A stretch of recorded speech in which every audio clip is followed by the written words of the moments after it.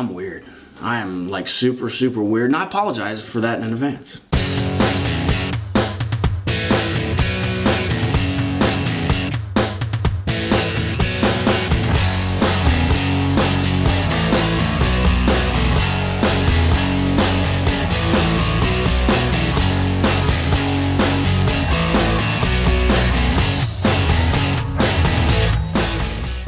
Hey guys, today it is System Saturday, the day that I bring you a system that I use right inside my business that you can use right in your own business. Rip off, duplicate this stuff, because I'm telling you it is good stuff and you're gonna love this one today. Because guys, you know what? A lot of people always ask me, John, how in the world do you go ahead and you put people in multiple offers on just about every single one of your homes? How do you go ahead and do it? So meaning, whenever I have a home that I'm gonna sell, okay, so how in the world do I go ahead and get multiple offers on each of those homes? Okay, so honestly guys, within about 50% of the homes that I sell, we go in multiple offers on just about, well, 50% of them. But how do we go ahead and do that? What is the verbiage that we go ahead and use? Is it our big buyers list that goes ahead and does it? Or what do we do to go ahead and get multiple offers on each one of those properties?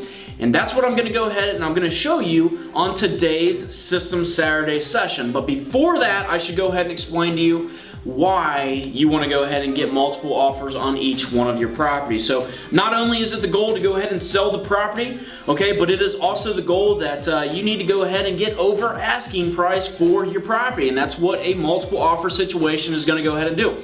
Now, we use this in a couple of different ways, okay?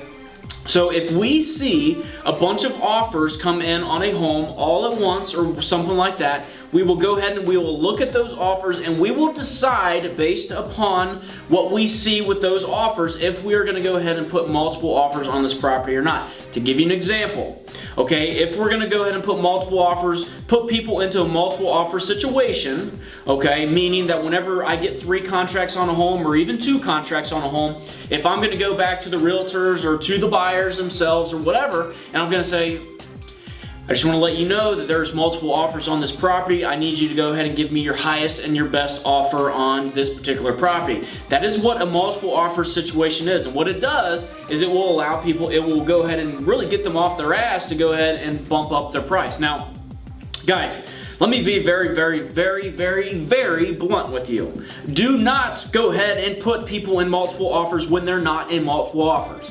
It is that simple. I can't tell you how many bank-owned REO properties that I have bought to where immediately, I don't care if there's 0 offers on these damn things, immediately they put me in multiple offers just to go ahead and get me up on my price. And I don't care if even if I offered them full price for it, they're gonna put me in multiple offers just to go ahead and get more money out of me.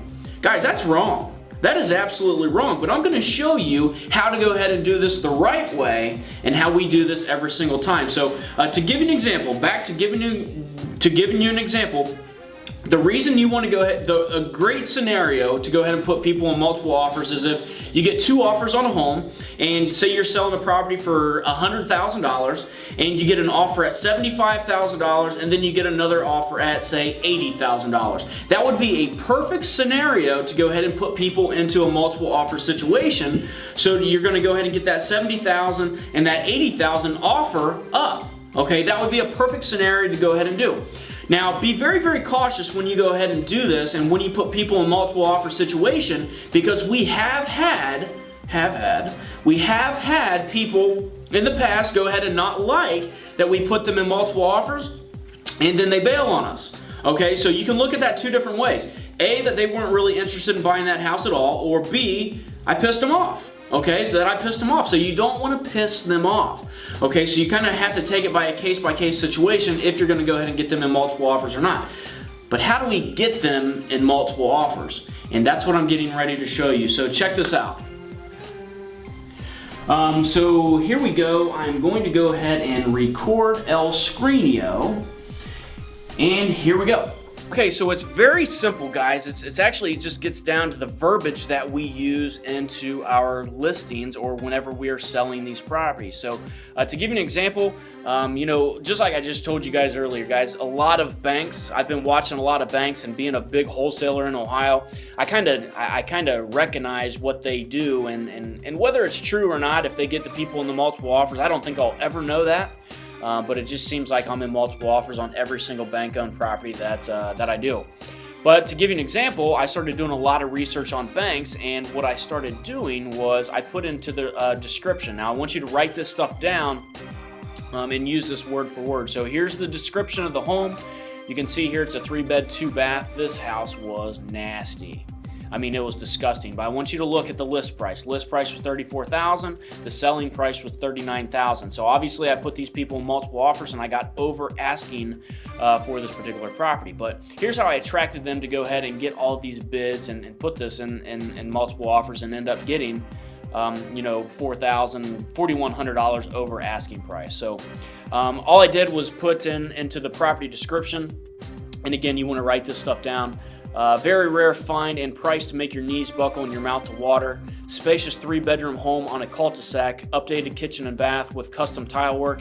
Very nice kitchen cabinets with granite countertops. This is a must-see. Hurry won't last long. Now, this is the same verbiage that I use to go ahead and attract all this attention, because banks use this verbiage as well whenever they are selling their property. So I said, well, shit, why not go ahead and do that in my properties as well? So here's the verbiage. So you write your property description, then you put right behind that, please note, offers received within the first 7 days of listing will not receive a seller response until the property has been listed for 7 consecutive days. Let me read that one more time. Please note, in all caps, offers received within the first 7 days of listing will not receive a seller response until the property has been listed for 7 consecutive days. So what this does, guys, is it will go through and it kind of puts them into the mindset, oh shit, I've got 7 days, there's other offers that are going to come in, I better go ahead and give my final and best offer anyways, okay? And that's what happens. So what you do is you put the property up on the market, you go ahead and you wait 7 days and you watch offers come in, okay? So you watch the offers come in, and then when the offers come in, obviously at that 7-day time frame, you're going to go back to all those offers and you're going to say, hey, there has been multiple offers on this property. What is your highest and best offer? And keep in mind that we want to use a quick close date whenever you are submitting your offer. So keep in mind that the seller is looking for a quick close date. So that is the key word. So please note, offers received within the first 7 days of the listing will not receive a seller response until the property has been listed for 7 consecutive days. Now, what that does, guys, is it gets a lot of attention to the homes.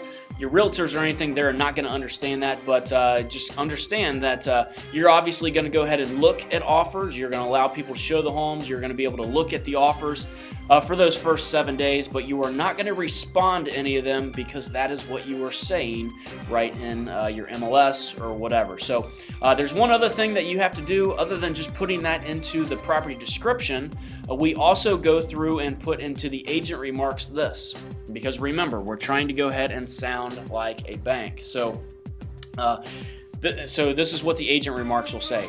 This is not a short sale or a bank-owned listing. Offers received within the first 7 days of listing will not receive a seller response until the property has been listed for 7 consecutive days.